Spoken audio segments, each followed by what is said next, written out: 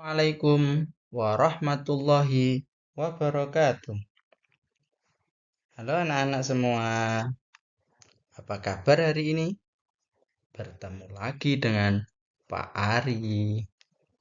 Ya, semoga kalian semua selalu sehat dan dalam lindungan Allah Subhanahu wa Ta'ala.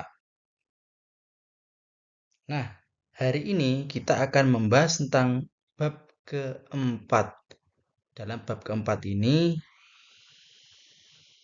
kita akan membahas materi yang berjudul mengagungkan Allah Subhanahu wa Ta'ala dengan tunduk pada perintahnya.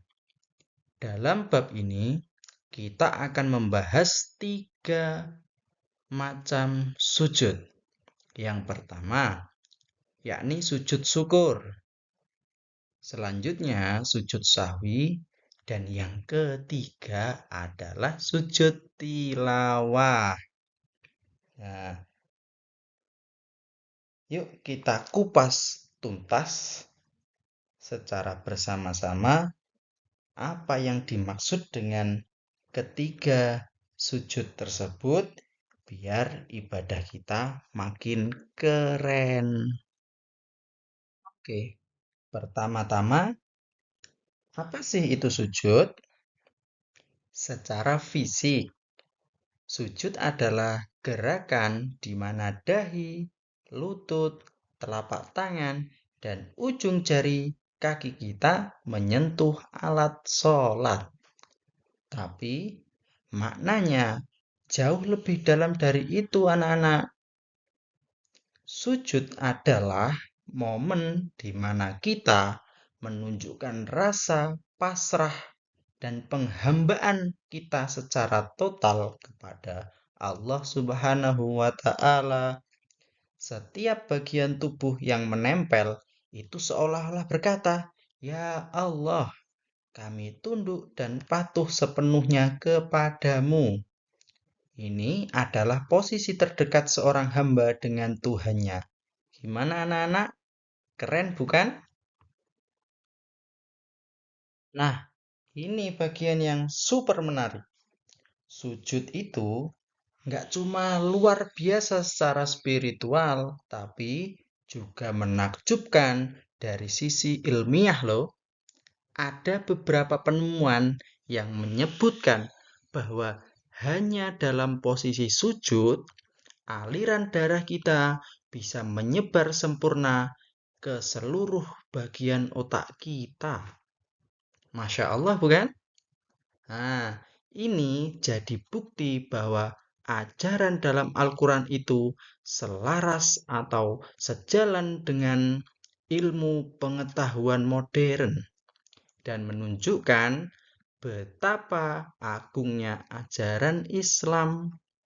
Jadi, setiap kali kita sujud, kita tidak hanya beribadah, tapi kita juga sedang menyehatkan diri kita.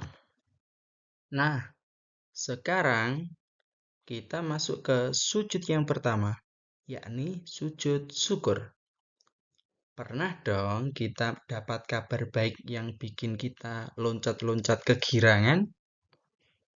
Misalnya, kita lulus ujian, kita menang lomba, atau baru saja terhindar dari musibah.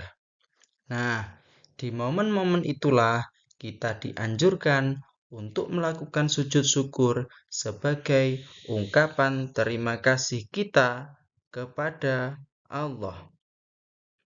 Nah, ada beberapa alasan atau penyebab kita dianjurkan melakukan sujud syukur. Yang pertama, mendapatkan nikmat dan karunia dari Allah. Yang kedua, menerima kabar gembira atau berita menyenangkan.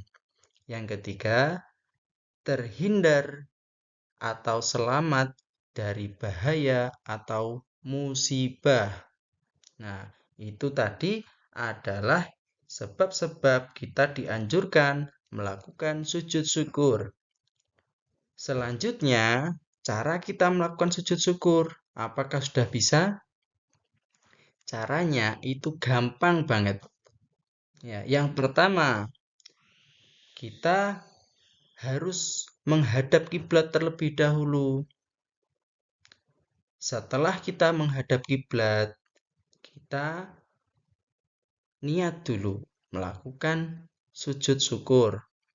Setelah niat, kita melakukan takbiratul ihram. Nah, selanjutnya, kita langsung saja sujud sambil membaca doa syukur. Nah, yang terakhir, setelah itu kita duduk kembali, lalu ucapkan salam. Nah, simple kan? Itu cara terbaik kita untuk bilang kepada Allah bahwa kita berterima kasih kepadanya.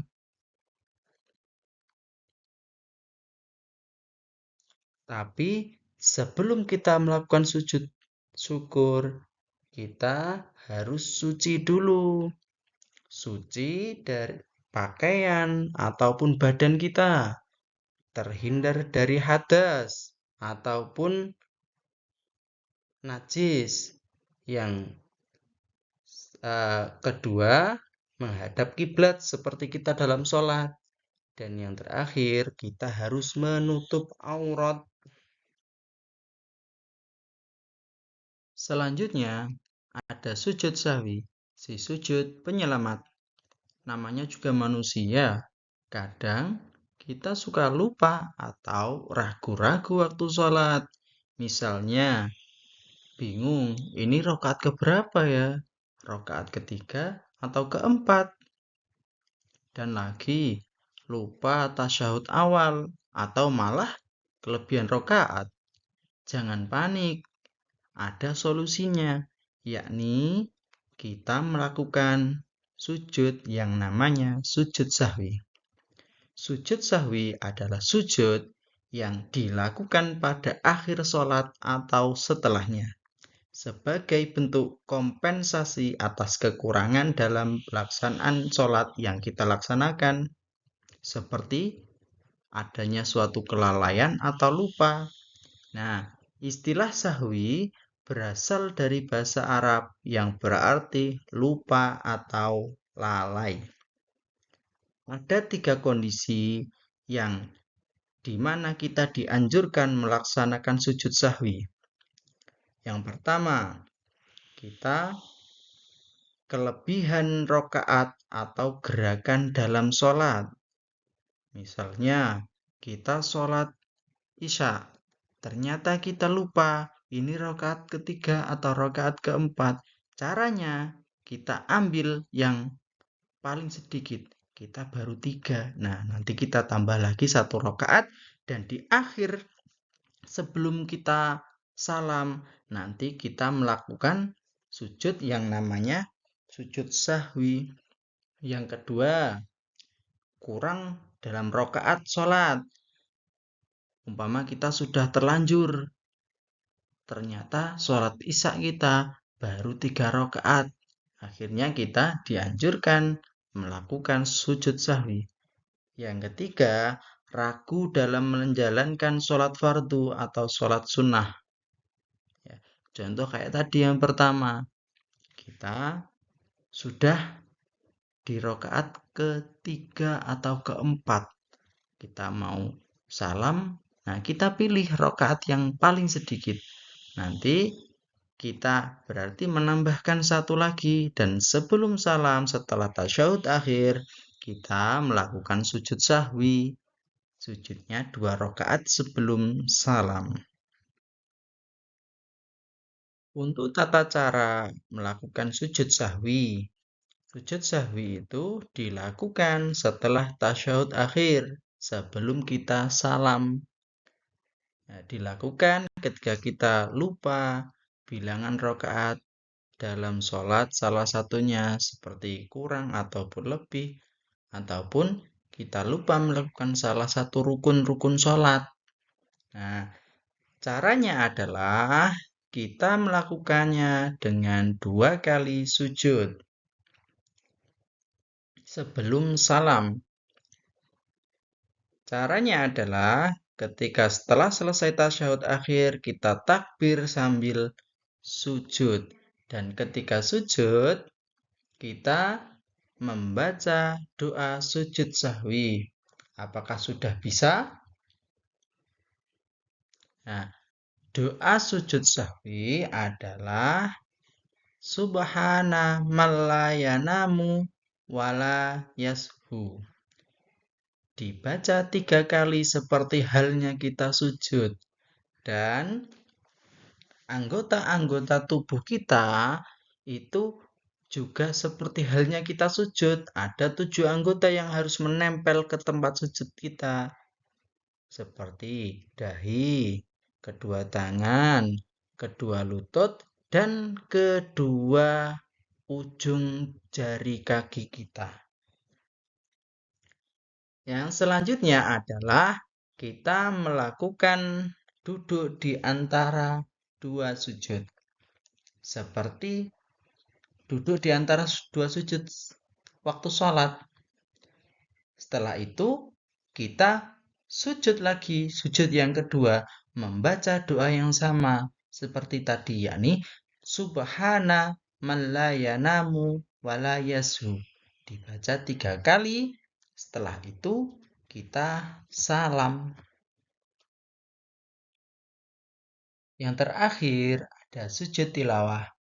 Kalian pasti pernah ketika membaca Al-Quran melihat di akhir ayat itu ada tanda seperti kubah kecil.